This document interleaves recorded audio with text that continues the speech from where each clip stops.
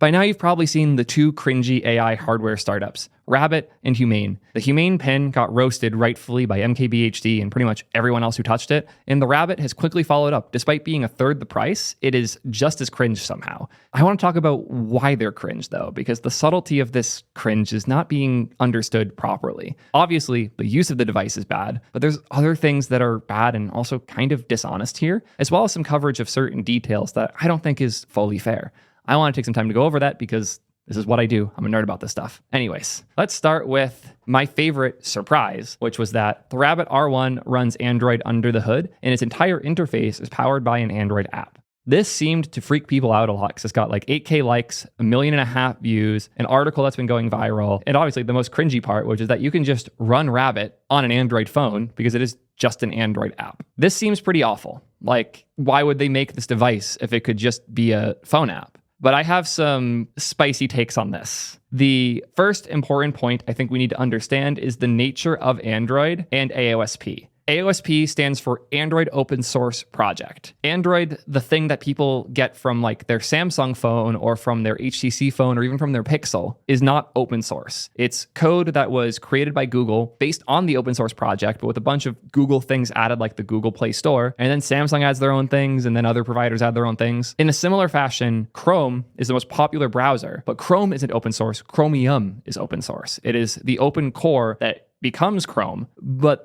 Chromium itself is the base piece, and then Chrome itself, like the thing that you go and install, has all the Google stuff and a lot of other features and sync and things added to it. Google's actually pretty good about this. I love to shit on Android more than almost anybody, believe me, but the way they've managed the open source and also the like closed source Play Store nature is honestly pretty fair and decent. And I've joked for a while now that Android's kind of become the new Linux, where it's the base OS that a lot of devices start with, because it's similar to Linux in the sense that it's Linux based, but you have way more software, way more like UI kits and ability to build on top of it without diving into web views. One of my spiciest takes is that Linux is only usable as a desktop OS right now because of Electron, which lets you write a web app and turn it into a desktop app. Things like VS Code, things like Slack and Discord are all using Electron, the Chrome shell, in order to build a better desktop application. And since Chrome already works on Linux, those apps will work on Linux now too. As an industry, we've realized that these base pieces that might not feel or seem right for a problem are actually so well built and integrated that they often are great solutions. In the same way that something like Chrome might feel like the wrong way to build a desktop app, not only is it better than a lot of other ways, it's actually more platform agnostic and more universal and accessible. So why am I talking about that? Well, I kind of feel similarly about Android. Right now, I'm filming this video on a Panasonic camera, but I used to film it on a Sony camera. And the Sony cameras, all of the high-end Sony cameras nowadays, they're all running Android too. A lot of devices that you wouldn't expect are running Android because it's a really good starting point to build a user interface, especially if you have a touchscreen, you want it to be responsive, and you have a CPU that's powerful enough to actually run Android. It makes sense as a base OS to start with, and I would never, ever shame a company like Rabbit for using Android as their starting point. In fact, if they built their own thing, I'd probably shame them even more. But why, if they're using Android as a starting point, are they not just changing Android and they're building it all in an Android app? Well, here's another thing a lot of y'all don't seem to understand. If you're a user of iOS or Mac or Windows or any of these other platforms, you have apps installed, but you also have the OS. So like on my Mac, if I zoom out,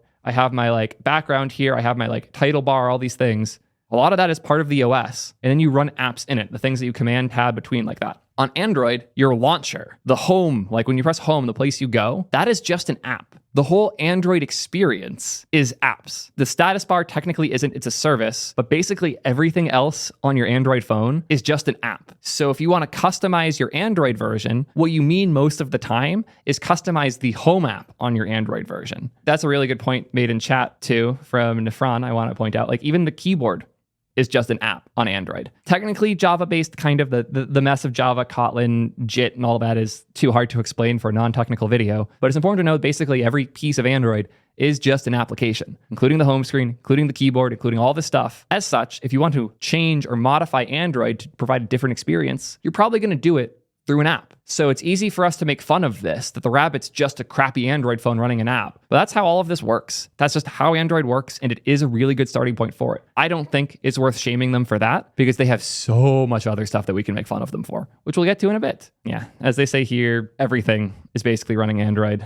including the Humane pen, including my camera, including a lot of devices. I just don't think that's worth shaming them for, especially from somebody from Android Authority. I would think you'd be better about that. I think my IP or device got blocked. LOL. My Pixel 6a is now unable to connect to RabbitOS, so I can't send any more queries. We're aware that there are some unofficial RabbitOS apps and website emulators out there. We understand the passion that people have to get a taste of our AI and large action model, which is their cringe new thing. That's not an LLM. They added a different letter and call it something entirely different, instead of waiting for their R1 to arrive. That being said, to clear any misunderstanding and set the record straight, RabbitOS and the large action model run on the cloud with very bespoke AOSP and lower level firmware modifications. Therefore, a local bootleg APK without the proper OS and cloud endpoints won't be able to access our service. RabbitOS is customized for R1, and we do not support third-party clients. Using a bootlegged APK or web client carries significant risks. Malicious actors are known to publish bootlegged apps that steal your data. For this reason, we recommend that users avoid these bootlegged RabbitOS apps. This statement has a lot of questionable stuff in it, but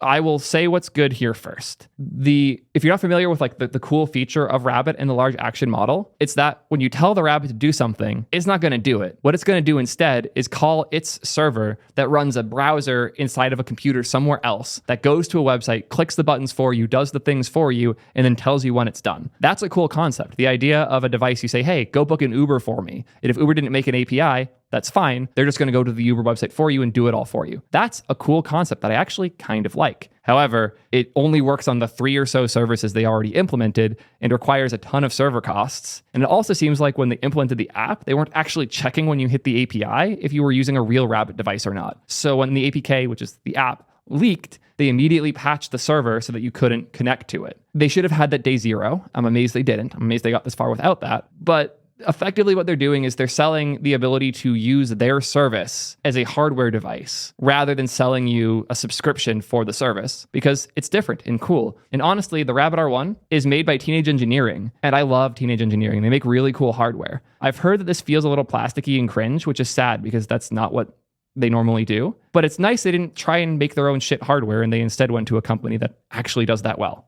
Here is the statement that the founder of Rabbit sent to Mishan, the Android reporter who found all of this stuff. They said some pretty cringe things in here. First, they said that they're now doing cloud verification, cool, but also that we reserve all rights for any malicious and illegal cybersecurity activities towards our service. That's a threat. Threatening people for reverse engineering your stuff like this is so cringe. Like beyond cringe. I can't believe they actually did this. So obviously the Marques Brownlee Humane AI pin review was very, very scathing, to say the absolute least. Tore it to shreds. I think the title was hilarious. It was literally like the worst product I've ever reviewed for now. Like, yeah. This thing seemed terrible. He did a great job of showcasing just how terrible it was in his video. Sam Sheffer, who works at Humane, replied. Well, quote tweeted, an honest, solid review, Marques. All fair and valid critiques, both good and bad. Feedback's a gift. We reflect and we listen and we learn and we continue building. Contrast that with our friend Jesse here. We reserve all rights for any malicious and illegal cybersecurity activities towards our services. Really? Come on. Nonsense. Absolute nonsense. I can't believe they actually did this. Also, exclusively saying AOSP, because most people don't know that that's just Android, is hilarious. And also, it's been proven in the video that the local bootleg APK without the proper OS and cloud endpoints did actually work, because it did have the cloud endpoints. The only reason it didn't have the endpoints, which are the important part, is that they did an OTA update, which is over the air. So they pushed an update to the devices that give them a new method for connection that doesn't work if you don't have the actual hardware. And honestly, chances are somebody's going to work their way around that. So this 14-year-old kid managed to get other Android apps running on the device. And the person privated the videos after threats from the Rabbit CEO. We're now in a Discord server trying to get the updated files working. What were they threatened with? Legal action of some kind. Obviously, I don't have deeper receipts of that, but considering how litigious their other messages sounded, it doesn't surprise me that that's the case. I'm just disappointed. Being a new company making a thing that seems cringe right now is fine. But like, imagine if when Apple released the original iPhone, everybody was shitting on it. They were going after everybody, threatening them, saying that they were going to sue them for making fun of the iPhone. Like, what? Yeah, Ahmed just said it in chat. I couldn't put it better. They are the best example of what not to do. Yeah, a CEO threatening a 14-year-old is pathetic. And they're going to Streisand effect themselves so hard. Sorry to interrupt you, Theo. Theo from the future here. I'm jumping in because I was not hard enough on the CEO of Rabbit. I know that seems insane because I'm ripping him a new one right there, but things are much worse than I seemed to think at that time. I found 2 pieces of important information that I just felt like I had to share in this video. So we're doing a last minute chop. Sorry for the interruption. I promise you it's worth it. These two things are nuts. Thing number one is this thread from January where Jesse was asked, why are they not building an app? And his response is genuinely absurd. Lots of people were asking, why not an app? Here's my personal opinions in a thread. Number one, apps are relatively easy to build and easy to copy as well, but super hard on maintenance and creating customer loyalty. We're talking about at least a year that you have to have two versions, iOS and Android, and these platforms are fundamentally different. Literally every single detail of this tweet's wrong in some way. It is easy to build apps, kind of, but you also just said that it's hard to build because you have to have two versions. Like this, it contradicts itself in such a short window. I'll just say, I promise you, building applications is easier to do and maintain than building hardware. So to say this is a reason to not do hardware makes literally no sense whatsoever. The rest doesn't make sense either, but this particular thing he's trying to do, no. As an app, you need to feature match all the time, and it's very painful and maintenance heavy. The terms and agreements on both platforms change all the time. No, they don't. As somebody who has deployed and dealt with apps for a while, it's very rare that things that were allowed before change. It's not a real thing. This guy does not build apps. I'm not saying they were vicious, but they have the rights at all times to take your stuff down. Sure. Honestly, if you're relying on OpenAI, they have the right to take your stuff down anyways. And considering that the Rabbit didn't work when OpenAI was down yesterday, yeah, you're already at the whims of others. By submitting as an app, you're submitting all of your codes to them. I have no words. I have literally no words. I know some non-technical people will be watching this, so I need to briefly explain what compilers are. The code that I write with all the fancy words in English and the things that we can read and make changes to is not the thing that a user gets in the end most of the time. Once I write all my fancy little code and I decide to make it into an app for somebody, you do a thing called compiling that takes all of that code, all of the words, all of the things that we did, and it turns it into the smallest possible format that is also optimized for the platform that you're using the app on. When I build an application, I'm not just sending you the words that I wrote and they magically become an application on your computer. I'm turning those words into the application with a compiler that is an obfuscated bundle of letters and ones and zeros that is not actual code. You're not submitting all your codes to an app store when you're going through app review. That's just not how this works at all. Like, at all. And if it was, the exact same app binary that is being sent to Google or Apple for the App Store is already on the Rabbit and being reverse engineered off the Rabbit. The thing that leaked that everybody's installing on their phones is the exact same thing you'd be sending in for app review. So this is just like, God, I can't believe I spent that much time on the first sentence because this actually somehow gets worse. Think about it. Remember that there was one of the most popular apps early days on the App Store and it was called the flashlight. Now see what happens. Apple just incorporated that feature into iOS. So are building apps sustainable to a startup? Maybe not. Yeah, if your application is as simple as a flashlight, which is something that was a native API anyways, Apple deciding to expose that native API as a button somewhere else, if that's enough to kill your startup, you don't have a company. If you actually think what you're building is comparable to a flashlight in terms of how simple it is and the fact that it's using things that are already in your damn phone and already in the software of your damn phone, it's actually pretty apt because I agree. There is nothing that you are adding to the world by creating the Rabbit if you're thinking it's just like a flashlight app, because a flashlight app adds nothing to the world if I can just use the native flashlight on my phone. Like, it should have been there before. Is it cool that a company or a developer was able to add something to the iPhone that was missing day one? Sure, that is pretty cool. Like, that's a feature that shouldn't be locked behind an app. That's a thing that every phone can and should be able to do. And they also made hardware changes to make it so the light doesn't burn out when you keep the flashlight on for a long time. Like, Apple made a lot of changes. And if that flashlight app was more than 10 lines of code and half an hour of work, the person who made that was just as delusional as you are, Jesse. And to think that Apple copied their code and stole it all because the flashlight was such a magic, innovative thing that Apple needed to see the code for to figure out how to do it. Like, everyone should be able to understand that that is stupid. Like, hilariously stupid. Like, this is one of the stupidest tweets I've ever seen in my life level stupid. I cannot believe this person is a CEO, that they raised money, and that any of this has gone this far. And I'm promising you, this isn't even the worst thing I'm about to show. This thread sucks, the next one sucks worse. We can't put a V12 engine into a horse, and Tesla doesn't need one. Large action models in RabbitOS are a generation ahead of the current application-based OS. It doesn't fit. RabbitOS doesn't need apps. This is just marketing nonsense. As we've seen, people are running it on other phones just fine. Rabbit OS is a minimal OS that just mounts an app that talks to a server. Anything could talk to that server. It could be a web page and it would work exactly the same. You have no idea what you're talking about, Jesse. And even if we built Rabbit OS as an app, what's the end user experience going to be like? If you are opening one app to do multiple things on other apps that you have installed with 10 other notifications popping all over it, surprisingly, that's how current experience of Siri is. The user experience is conflicting with their design purposes.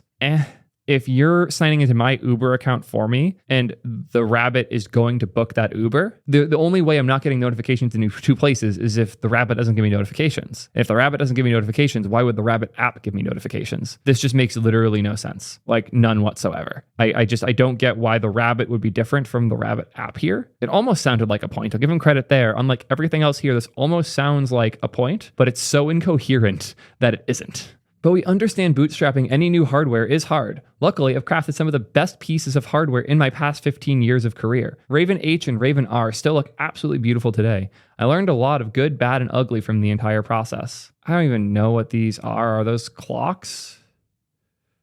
Cool. They didn't even design it themselves. They had Teenage Engineering do it. So cool. Clearly, you're so competent that you paid somebody else to do all the work for you.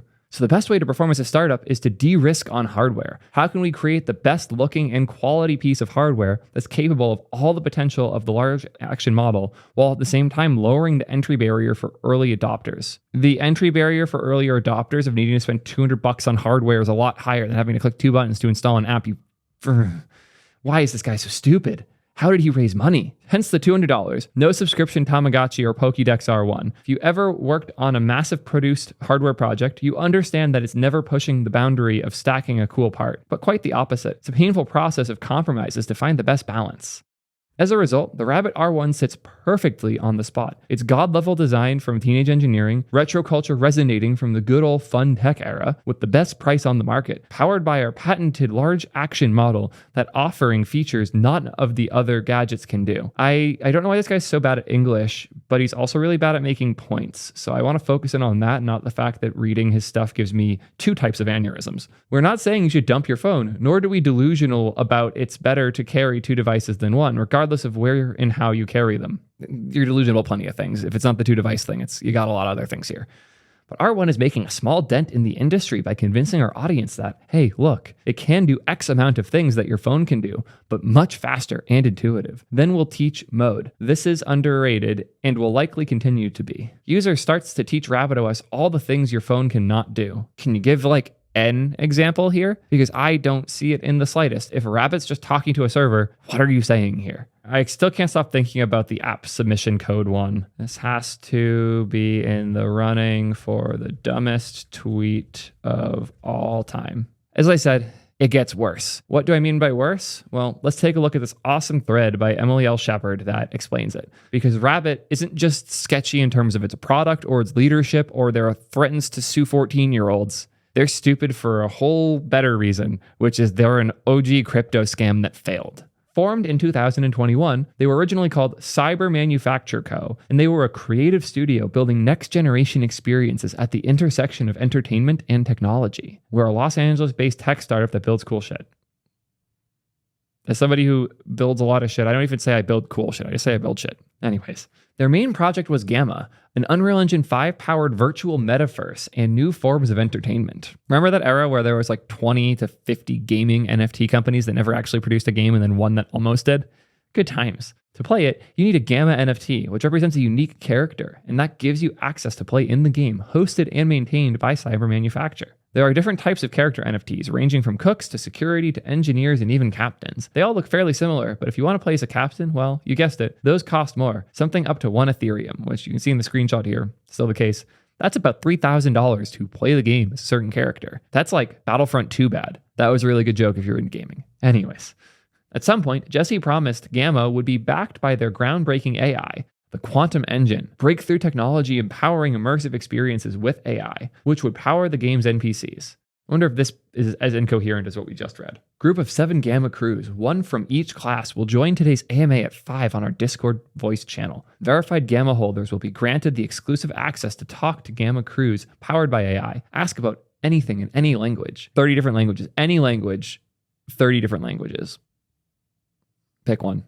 So they're spending thousands of dollars for access to Discord channels. Dope. I feel bad charging $5 a month for my Discord, man. This is insane to me. Strangely, in August of 2023, the Quantum engine became OS2, which was now a personalized operating system. Now it wasn't for NPCs at all. Now it could order groceries or book lunch for you. This is also funny because OS2 is a long gone project. If you're interested in it, it was a OS in collaboration of IBM and Microsoft that never really became a thing because Microsoft just tripled down on Windows instead. It's a crazy story. I recommend looking into it, but it's not this OS2. No announcement was made to the Gamma project members, some of whom had dropped thousands on their Gamma NFTs, that their promised Quantum Engine AI was now OS2, designed for buying groceries. Yeah, imagine that. You are all in on this stupid game, and all of a sudden all the people who are working on it are now working on an AI that buys groceries for you instead of your game. What? On the 11th of November 2023, Cyber announced that they were open sourcing the entire Gamma game, minus the AI bit. At the time, they pitched this as the next step in Gamma's journey, as we aim to keep Gamma living forever. They even announced a new API for AI NPCs. Remember earlier when I said in order to send an app to the App Store, you have to compile it? As a result, the code's not there, it's some other thing. That happens with most things, including games. So if a company stops working on a game, but people want to keep making changes to it, open sourcing means that the code for that game is now freely available for anyone to use and make changes to. The value of that is that if other people want to maintain the game, keep fixing it, keep it running over time, they can. It takes a lot of effort and they have to want it really badly, but if they do want that, they can do that. The reason you would open source a project like this is very specific. You don't plan on maintaining it anymore and you feel bad. To pretend that's not the reason, to make up all these other things, and then later on to pretend that sending code to an app store is the same thing as open source code, just you don't know anything about how this works. And it seems like there are probably a few engineers who are shouting in frustration internally. That's why this ended up open source. But Jesse can't stop talking out of his ass long enough to make an actual point. Ooh boy. In fact, they had no intention of keeping Gamma living forever. That was a lie. On the 2nd of November, 2 weeks before the open source announcement, Cyber had quietly filed to rename itself to be Rabbit Incorporated, the very same Rabbit Inc. that we all know and love. Again, no one bothered to tell the Gamma customers. In fact, by this point, Jesse had been mostly ghosting the Gamma Discord server from around the end of April 2023. One of the last posts in the Gamma chat was actually chastising the doubters and telling people to keep faith. By January 2024, Gamma.io, cybermanufacture.co, Quantum Engine AI, and their associated Twitter accounts had all been shut down and scrubbed from the internet. The promised NPC APIs are gone. The project was rugged. In the Rabbit Discord channel, I asked Jesse to explain why he ditched Gamma. His explanation? It was just fun during COVID. He tries to give the impression that he never cared about it at all. I don't think his customers saw it that way. It was fun during COVID that I worked with a couple of folks to build a Unity project, and I made a decision to disconnect from it and open source the project on GitHub. And once the initial training result from the large action model came in, I immediately focused only on Rabbit. For the record, Rabbit has nothing to do with any crypto or Web3 stuff, and it never will. I thought it was an Unreal Engine 5 project, didn't he? Why can they not stay consistent for more than a sentence? It's insane. It's actually insane. The level of, the hopping back and forth, suddenly the name Rabbit makes sense, but Jesus Christ. Pretending people spending thousands of dollars on this thing was a fun side project. Sorry, it was a fun thing that I worked with a couple of folks to build a Unity project during COVID. No, people were spending a lot of their own personal hard-earned money on this, you delusional asshole. For clarity, Rabbit Incorporated is Cyber Manufacture Co. It's still the same company, just renamed. Cyber Manufacture Co. as a company sold NFTs. They still control many of those NFTs themselves. To claim that his company has nothing to do with crypto and Web3 is a lie. Yeah, I can see why he's thinking of Rabbit as a different thing the company is doing. But yeah, he's effectively lying with that bit too. I think all the other lies are washing over me to the point where it's hard to care that much about that one. But goddamn, the level of lying here is truly surreal. So, how does this story end? Well, for the Gamma holders, with anticlimactic disappointment. Whilst doing my research, I found their Discord, so I let them know what had happened. Jesse and the team couldn't even be bothered to tell them themselves is what was meant there, almost certainly. Jesse confirmed in the Rabbit Discord that they do not intend to do any Web3 stuff in the future. Thanks for letting me know. As an early adopter for this project, the pin drop silence over the last couple of months is sad. If I had known that this would have an end shelf life with people like us taking an investment in this project, I would never have understood that the investment I parted with ran its course straight from someone from the project rather than completely icing this Discord out. I guess it's the end of the road here. So it's completely dead then? The website isn't even theirs anymore. Ugh. Gamma's a cautionary tale. You pay upfront for an NFT with a vague promise that it would give lifetime access to the Gamma game, which would one day be powered by the Quantum Engine AI. When Jesse shut Gamma down, the NFTs no longer served a purpose, so they lost their value. Rabbit asks you to pay upfront for their R1 devices with a vague promise that it will give lifetime access to Cloud Rabbit OS, which will one day be powered by the large action model in the teach mode. What happens when Jesse Cheng Lu runs off again? What value will the R1 have then? It won't. This whole thing's such a grift. It's insane. This is a beautiful example of AI being treated identically to crypto, where it's just a bunch of vague promises of things that don't actually work. And it sucks because you can do some good things with AI, and I'm excited to see what those future AI projects look like. But when the projects are nonsense like this, nobody wins. It's just a scam. I don't want to just keep harping on Rabbit because I think we all agree this is a terrible project and everybody associated should feel bad and quit. But I don't think Humane is quite that bad. They're trash, don't get me wrong. All of these are a mess, but Humane kind of is building something kind of new, and at the very least, their team accepts criticism. I want to cut back to the original video so we can talk a bit about that. I don't even have that much to say about Humane. Like, they made a bad pin that isn't very useful, but at least they're being polite about it, and they're hopeful for a future where they can make updates that make it useful. But for right now, it's basically a $700 chest warmer. Rabbit, I have no faith in at all because of how poorly they've handled the fact that people are digging into the product and trying to figure out how it actually works. This is so cringe, and this is so disappointing. Like, I cannot believe Teenage Engineering worked with a company that's this absurd. I really hope they made the bag with it. And I really hope that they made a good bit of money by integrating with other AI companies, because like Teenage Engineering is not going to get investment money, but if they can take investment money from another company, awesome. I like that a lot. This was probably the thing that pushed me over the edge though. When I saw this post, I was so angry that I realized I had to make this video. This is some random looking to build founder, developer, AI robotics. Don't harass this person. They're stupid. They're not that malicious. If MKHB decided his initial videos were barely reviewable, instead of posting and iterating, where would he be where he is today?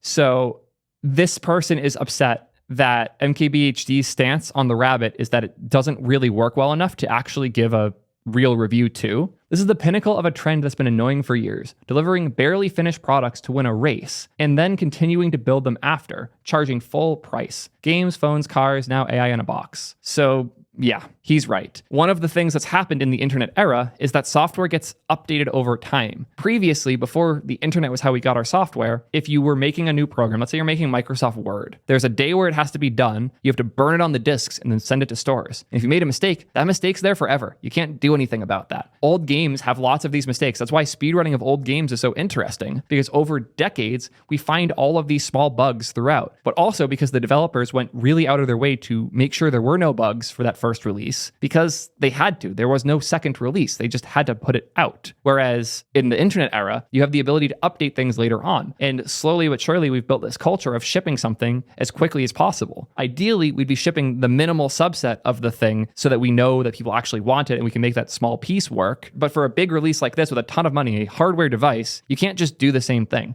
This is a fair thing to be frustrated about, because the ability to update things over time should allow us to ship subsets of what we want that work really well, and then add more pieces as we're ready to and as we learn from what users actually want. This is just a mess. This is not that in the slightest. This is a device that the things it's supposed to do, it just doesn't do at all. So for some random to compare the nature of how software is developed differently now to MKBHD's original review when he was a kid, like 15 if I recall, making a review that actually was novel at the time, by the way. He's discussed this review. This review is actually really interesting because nobody else who had reviewed the laptop he was talking about had reviewed this remote. And he was surprised because he bought the laptop after watching reviews and nobody had mentioned the remote. So he decided he would make a different review where he actually mentions the remote and talks about it in depth. So not only is he going after a 10-plus-year-old video of MKBHD as a kid, this video is actually good. It actually brought value that didn't exist before. And he did a thing that I love. The best content you can make, the best companies you can make, the best things you can build and do and create are the ones that you want that no one else has done. If nobody else made a video that covered this remote and he wished that there was a video that covered that remote, he's going to go film it. He's not going to slow down because he doesn't have a nice camera or microphone. I love that. This is actually, in my opinion, one of the best highlights of how dedicated and understanding, even at a young age, age Marquez was. So using this as a dunk is just fucking embarrassing. It's so funny because this dude doesn't think you should make content or products that you would actually use or consume. He thinks you should make the thing with the right number of buzzwords to go get investor money. At the very least, the one good thing I'll say about Rabbit is they're a very effective method for turning VC AI bullshit money into money for a company I actually like, which is teenage engineering. And if all Rabbit ends up being is a transfer mechanism to take VC money and give it to teenage engineering, I'm cool with that. But there's no other world I can see these guys succeeding, especially with the litigious bullshit that they're doing. This is obnoxious.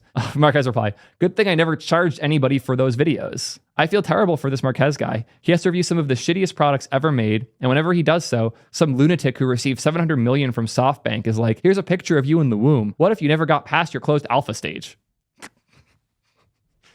Too good. Too good. Well, according to the Gamma Project Discord, the main website site was quantumengine.ai, which happens to reroute into Rabbit Tech. Surprising how silent they are about their NFT. Oh yeah, they were a cringe NFT thing originally, and they rebranded. Quantum Engine, yeah. Rabbit's founder was previously involved in NFTs with a project called Gamma. He and his team deleted every single video involving Jesse, but they couldn't delete an interview he had with a Chinese content creator. We got the entire video. These guys are total grifters. But saying from day one that these guys are sketchy. I'll upload the full video with subtitles soon. They're trying to delete everything involved with Gamma NFTs. Yep. Checks out. Let me know what you guys think about this cringe AI stuff, because I'm getting a little tired of it. But I want to know what you think, because this is a mess. And as a VC business person myself, I really hope this bubble collapses soon. Until next time, peace, nerds.